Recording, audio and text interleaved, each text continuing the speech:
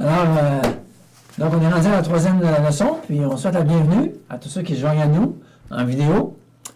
Puis, ça devrait être une leçon importante, les valeurs confrontées. Donc, il y a des valeurs qui vont être confrontées. Vous avez fait la leçon, vous savez ce que je veux dire. Et c'est une leçon très, très importante. Pourquoi? Parce que il faut comprendre c'est quoi nos valeurs et d'où ils viennent. Qu'est-ce que je crois vraiment?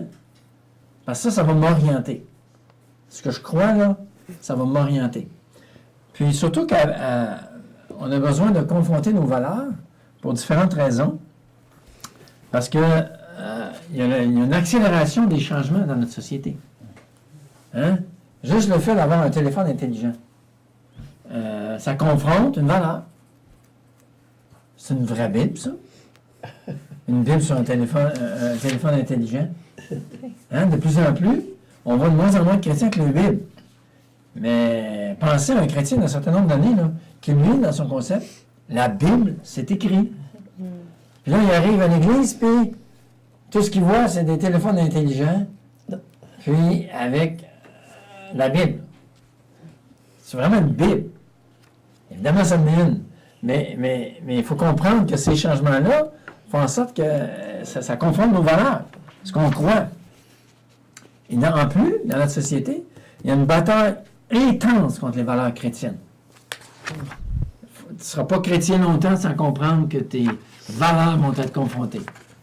Hein, par les puissants, il y a 3 ennemis dans la Bible, la chair, le monde et Satan. Et le monde, c'est-à-dire les valeurs du monde, les valeurs non bibliques, confrontent les valeurs chrétiennes intensément actuellement. Et ça prend beaucoup de courage pour déclarer tes valeurs, parce qu'elles ne sont pas tendances. Elles sont difficilement acceptées aujourd'hui, nos valeurs. Et donc, ça prend le courage. Mais tu sais, tu lis l'histoire de l'Église, les 300 premières années, et c'était l'idolâtrie. Tu ne vas rien faire sans offrir quelque chose à un Dieu. Alors, tu étais certain que si tu n'offrais pas l'offrande, tu offensais les gens. Il y avait des travailleurs qui avaient tel Dieu qui les protégeait. Et si tu n'offrais pas une offrande à ce Dieu-là, tu allais contre la protection dans ton métier, et ainsi de suite. C'était partout comme ça. Donc, tu ne pouvais pas être un chrétien dans le Nouveau Testament sans que tes valeurs soient confrontées. Et rapidement et intensément. Donc, on s'en va dans cette direction-là. Pensez au mariage gay dans les 2 dernières décennies. Pensez à l'euthanasie. Pensez au développement scientifique. Le changement de sexe. Qu'est-ce qu'on dit? Qu'est-ce que la Bible dit là-dessus? C'est permissible. Le développement in vitro. L'information génétique. Est-ce que c'est correct qu'on sache que tel bébé, tel embryon a une déformation génétique? Est-ce que je devrais faire quelque chose avec ça? Quoi faire? Qu'est-ce que la Bible dit là-dessus? Le clonage des êtres humains. C'est-tu biblique, ça? Et là, maintenant, dernièrement, je disais qu'il y a comme un instrument qui va prendre le code génétique puis il peut réparer le code. Si tu as un problème, ça passe, tout, ça l'enlève puis ça replace quelque chose de positif dans le code génétique. Alors, sois bien attentif à cette leçon-là parce que tu vas en avoir besoin. Parce que tes valeurs vont être confrontées. C'est sûr. Maintenant, c'est important, tu l'as vu dans la leçon, de différencier entre la culture qui t'environne et les vraies valeurs bibliques. Parce que très souvent, les chrétiens vont mélanger les deux. Et il s'agit juste que tu changes de culture pour comprendre à quel point tes valeurs sont influencées par ta culture. Si tu as une église assez multiculturelle, ou même si ton petit groupe est très multiculturel, tu vas voir, tu vas être confronté dans tes valeurs. Je me souviens, il y a un couple d'une nationalité, je ne mentionnerai pas laquelle, et pour eux, à cause de leur arrière-plan, va donc chercher comment ils en sont venus à cette conclusion-là, mais la bière, c'est correct. Non, c'est le contraire. Le vin, c'est correct. Mais la bière, ça, c'est vraiment un péché. Et si tu vois un chrétien boire une bière, c'est vraiment mondain, mais s'il y a une bouteille de vin, ça, c'est correct. Essaie de comprendre, mais c'est la culture. Et je pourrais vous expliquer pourquoi. Pour eux, c'est logique. Mais est-ce que c'est biblique? Est-ce que la Bible dit ça?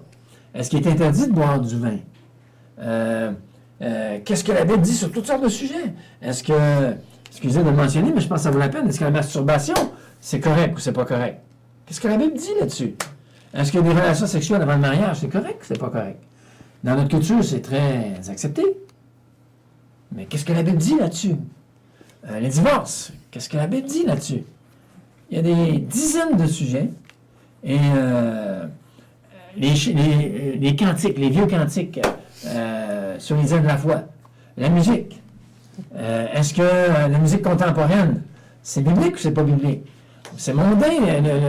Je me souviens, il y a une vingtaine d'années, le rock and roll, ou la musique un peu plus endiablée. Le terme est un peu... c'est imagé, endiablé. Est-ce que c'est une musique chrétienne? Est-ce que c'est possible de chanter des cantiques sur une musique comme ça?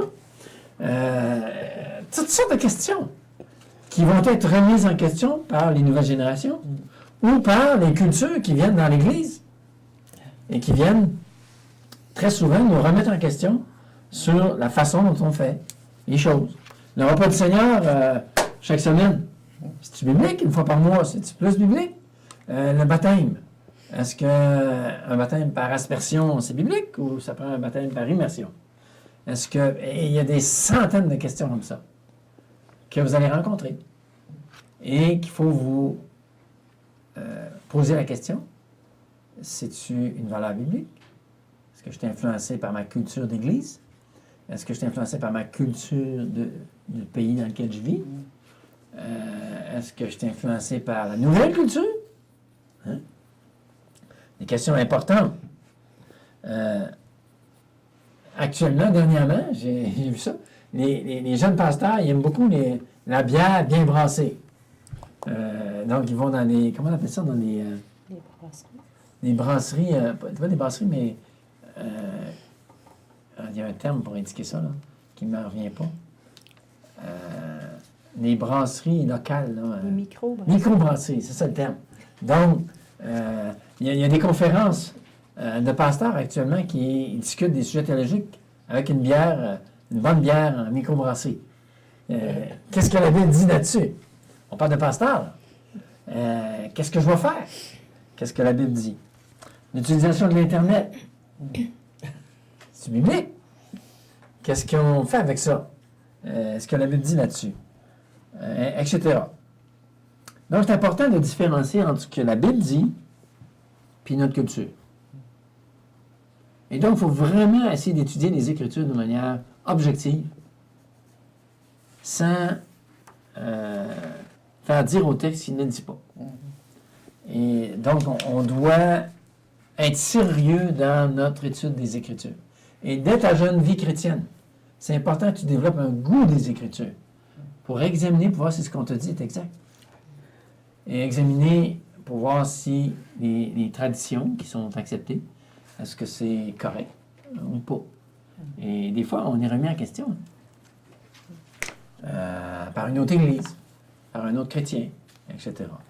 Maintenant, dans la leçon, tu as fait l'exercice de tes valeurs. Hein, il y avait 3 colonnes. Puis, ça, c'est bien important. Et je sais que c'est un exercice que tu as trouvé un peu pénible, là, peut-être, difficile. Il fallait que tu mettes tes valeurs anciennes, puis tu as hérité tes valeurs, puis les valeurs bibliques. Puis essayer de déterminer quelle est la chose la plus importante dans les valeurs bibliques, tout ça. Pourquoi on te fait faire cet exercice-là? C'est pour que tu évalues vraiment. Hein, on a vu à la première leçon qu'on vient d'une famille. Et la famille qui nous a éduqués avait des valeurs. Et c'est frappant à quel point ces valeurs-là, on y tient. Et sans trop savoir pourquoi. Nous, dans ma famille, il y avait beaucoup de discussions. Ça discute. Et des fois, les enfants, quand ils sont arrivés dans d'autres familles où ça discutait moins, il y avait une confrontation de valeurs. Donc, tu vas vivre ça. Et moi, j'ai remarqué que tu dois déterminer les 3 plus grandes valeurs que tu avais dans le passé. Puis, laisse-moi dire que, fort probablement, ça va être les combats qui vont... ces valeurs-là vont être celles avec lesquelles tu vas lutter pendant presque toute ta vie. Et tu vas avoir à vaincre cela. Si je prends dans ma vie personnelle, mon arrière-plan, je vais juste t'illustrer par ma vie, comment tu développes ces valeurs-là. Nous, une famille de 7 enfants, famille sportive, mais où il y avait beaucoup de moqueries dans la famille. Et malheureusement, on n'était pas protégés par ceux qui étaient en autorité sur nous, nos parents. Puis, donc, beaucoup de moqueries, et des moqueries des fois très méchantes, mais en farce. Puis, donc, moi, jeune, 12, 13 ans, j'étais malhabile. On se moquait de ça, là, tout le temps. Et moi, j'avais développé une façon de m'en sortir, c'était en riant. Je riais, donc je niais l'offense, puis je riais avec celui qui se moquait de moi. Jusqu'à ce que je comprenne que c'était pas la bonne approche. Mais quand même, quand j'étais jeune, c'était mon approche. Et là, donc, tu souffres de ton identité. Et là, mon beau-frère arrive, qui devient comme mon grand frère, puis lui, il m'apprend à bien jouer au tennis. Et il m'encourage à faire partie d'un club de natation. Et là, j'ai des bonnes capacités dans ce domaine-là. Qu'est-ce que tu penses qui arrive dans mes valeurs? Hein? La performance. J'ai été ridiculisé, je cherche à être aimé, puis la gloire. Donc, mon rêve, dans ma jeune adolescence, c'était être aux Olympiques, en natation, aller aux Olympiques. Puis si je pouvais avoir une médaille, puis je m'imaginais, quand j'avais 15, 16 ans, être sur le podium en train de... on chante l'hymne national du Canada, puis que la gloire. Et là, j'accepte le Seigneur. Qu'est-ce que tu penses qui est arrivé? Bien, j'ai transféré cela. Hein? J'ai cherché cette gloire-là dans le pastorat. Puis à être admiré, puis etc. Puis Dieu, il a fallu qu'il détruise cela dans ma vie. C'est pas encore réglé, 100%, mais c'est clair que c'est très différent. Et des fois, il y a par des épreuves très intenses. Hein, c'est comme des saletés, hein, on appelle ça des scories dans la Bible. Un métal, il faut que tu passes par le feu pour enlever les saletés, pour enlever les autres métaux attachés à l'or. Puis le feu, il fait fondre ça. Et ces valeurs-là, je te donne l'exemple d'une de mes valeurs, il y en a d'autres. Mais tu vas lutter avec ça longtemps. Et Dieu va utiliser les circonstances de la vie. On a vu les 3 royaumes. Dieu va utiliser toutes sortes de choses pour déraciner ça, arracher en toi ces choses-là. Et donc, je vous encourage à y revenir pendant la leçon. Parce que, puis de revenir aux 3 ou 4 valeurs. Hein, on est rendu à la leçon 7, 8, 9. Là, examiner les valeurs, puis c'est quoi les luttes avec ça. Et des fois, ça prend longtemps avant de croire qu'on avait vraiment ces valeurs-là. C'est ce que Dieu nous convainc. C'est toute une bataille. Quand on a accepté, quand j'ai accepté que c'est ça qui était ma valeur, la recherche de la gloire. Wow! Pas très beau. Hein? avant ça, je couvrais ça un peu, là, tu sais. Puis là, c'est comme si Dieu disait, regarde, c'est ça, là. Hein? Puis surtout, quand je suis arrivé quelques années après, où Dieu avait fait un travail, puis je lisais que les athlètes olympiques qui viennent de gagner une médaille font une dépression après avoir gagné la médaille. Dieu voulait m'épargner d'une dépression. Parce que tu passes tellement dans un stade de « Oh, wow, j'ai atteint tous mes objectifs. » Puis là, après ça, c'est quoi, là? C'est quoi le sens de la vie? C'est très éphémère. Donc, je remercie Dieu de m'avoir enlevé ces scories-là, puis d'avoir enlevé ça de ma vie dans sa grâce. Dans nos vies, c'est quoi les valeurs que vous avez eues, que vous avez crues, et que tu as dû renoncer? Puis il y a peut-être des valeurs dans ta famille qui étaient conformes à la Bible, puis ça t'a aidé. Parce qu'il n'y a pas juste le côté négatif, il y a le côté positif des valeurs. Nous, une des valeurs, on était, toute la famille, très travaillant. Et je remercie Dieu, parce que ça, c'était une valeur qui était faire le bon travail. C'est une valeur qui est importante dans la vie. Et donc, c'était positif. C'est une valeur qui m'a été donnée par ma mère, particulièrement. En pensant aux valeurs que vous avez héritées, comment Dieu a fait un travail à ce niveau-là pour vous les révéler et les travailler?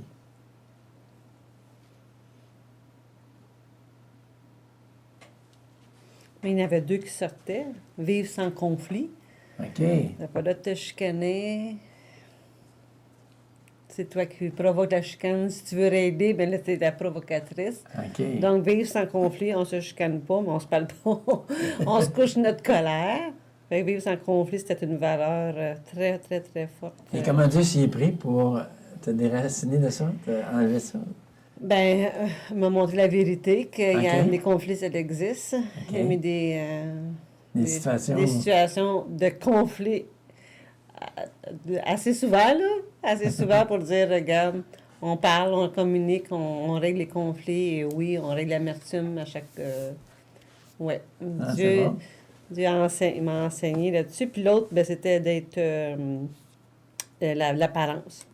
Chez nous, c'était paraître plus que être. Là. Donc, OK. ça va un peu ensemble. Là. Oui. Tu parles pas, tu parais. Là. OK, je comprends. OK. Fait que Dieu a travaillé ça aussi. Puis... Oui. Ah, c'est bon. Il travaille encore, ouais. Oui. Les conflits, c'est normal. Moi, je pensais que c'était pas normal, les conflits. Donc, tu rentres dans un mariage, tu as un conflit le lendemain. C'est pas normal. C'est pas normal. Fait donc, je visais aussi le mariage parfait, ça se pouvait pas. Fait que Dieu a travaillé la sécurité aussi là-dessus, que c'est pas. C'est un bel exemple. Donc, voyez-vous combien notre arrière-plan familial, Dieu a besoin de déraciner ces valeurs non bibliques-là, qui sont enracinées parce qu'ils viennent de l'enfance. Ça a été incrusté tôt dans notre vie. Les autres, avez-vous des exemples? Bien, je suis toujours en cheminement. Un cheminement, oui. Comme chacun de nous. Ben Hein? oui, c'est d'être reconnu, admiré, accepté, Ouais. me sentir en contrôle des situations, OK. que c'est moi qui contrôlais. Uh-huh. Et j'ai fait un travail pour contrôler. Je contrôlais les situations. J'étais enseignante au niveau de première année, fait que j'avais OK. le contrôle. Ah oui. Ah, c'est intéressant. Mais quand même, c'était un temps où j'ai beaucoup aimé, j'ai beaucoup le travail que je faisais. Mais Dieu, dans sa grâce, plus on est en contact avec la parole, puis qu'on commence à avoir aussi des rencontres un à un, eh bien, on s'aperçoit que ouais, on a quelque chose. C'est Dieu qui est en contrôle. C'est pas moi. Je dois laisser ça, la place à Dieu. Je suis en train de prendre la place de Dieu, puis d'être le sauveur de tout le monde en même temps, parce que je suis en contrôle, fait que je vais aider tout le monde. Et ça, j'ai passé des temps assez difficiles où Dieu m'a montré ça, que je prenais sa place, puis quand je prenais sa place, lui ne pouvait pas agir dans la vie de la personne. Je prenais la place. Mais on est encore on avance, mais... C'est bon. Mais juste le fait que Dieu mette en lumière Oui. ces valeurs-là qui ne sont pas bibliques, déjà, de l'admettre, c'est un bon pas. et ensuite de lutter par le Saint-Esprit. Hein. N'oubliez pas que Mhm. dans l'Évangile, notre valeur est vraiment... On est accepté. Mm. Moi, avec cette valeur de vouloir d'avoir la gloire, je l'ai la gloire. Elle s'en vient. Hein, dans la présence de Dieu. Et ici, c'est plus l'humiliation et d'accepter ça. Donc, ça aide de comprendre ça. Fait que, ce qui me vient, c'est de prier. Est-ce que quelqu'un aimerait faire une prière pour que Dieu nous aide à vivre les valeurs centrales de l'Évangile, de la parole de Dieu? Qui aimerait prier?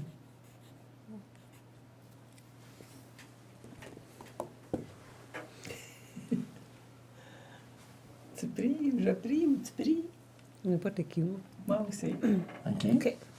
On peut prier les deux. OK. Mais Père éternel, on veut vraiment se courber devant toi parce que, premièrement, on croit en toi.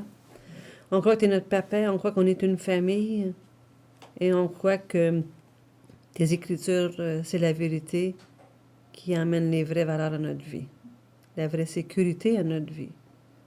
Et je veux te remettre encore une fois mes mensonges, je crois, un mariage parfait, une vie sans conflit. Ici sur la terre, ça n'existe pas. Mais je m'en remets à toi. On se remet à toi, notre groupe, pour pouvoir te refléter toi. Et vivre ta vie par ton Saint-Esprit en nous. Et avoir la victoire sur ces mensonges, ces fausses valeurs. Au nom de Jésus. Amen. Amen. Amen. Oui, Seigneur, tu es vraiment un grand Dieu. On est vraiment privilégiés, Seigneur, que tu nous as attirés à toi et que nous faisons partie de ta famille, Seigneur. Merci que nous avons eu un cœur pour répondre à ton appel et que toi, dans ton amour, dans ta patience, ta miséricorde, tu accomplis de grandes choses dans nos vies. Tu es le Dieu qui est au contrôle de tout, le Dieu souverain, le Dieu qui a des plans de bonheur pour nous et qui veut nous amener à te ressembler un peu plus chaque jour. Alors, Seigneur Jésus, nous te demandons que toutes ces valeurs qui ne font pas partie de ta parole, ne font pas partie de la vérité, Seigneur, que tu puisses continuer de nous accompagner, chacun de nous, Seigneur, afin que quand on va arriver vers toi, on ait un petit bout de chemin fait et qu'avec toi, tu vas l'accomplir parfaitement parce que c'est toi qui peux faire toutes choses dans nos vies. Alors, aide-nous, Seigneur, à te donner cette permission de travailler dans nos vies puis de nous amener à te ressembler un petit peu plus puis que ces valeurs qui ne sont pas de toi, qui diminuent de plus en plus afin que les vraies valeurs de toi que tu mets dans nos vies, qui sont dans ta parole, puissent prendre de plus en plus de place. Je te remercie, Seigneur, pour prendre soin de nous et de nous aimer comme tu nous aimes. Dans ton nom précieux, on t'a prié. Amen. Amen. Comme on vient de voir, c'est important, hein, des beaux exemples, je trouve, pour réaliser à quel point les valeurs doivent être mises en lumière. Sinon, tu continues la vie chrétienne et il y a des valeurs, des mensonges, là, des valeurs mensongères qui vont avoir des impacts très négatifs. Alors, bonne rencontre, bonne discussion sur les valeurs.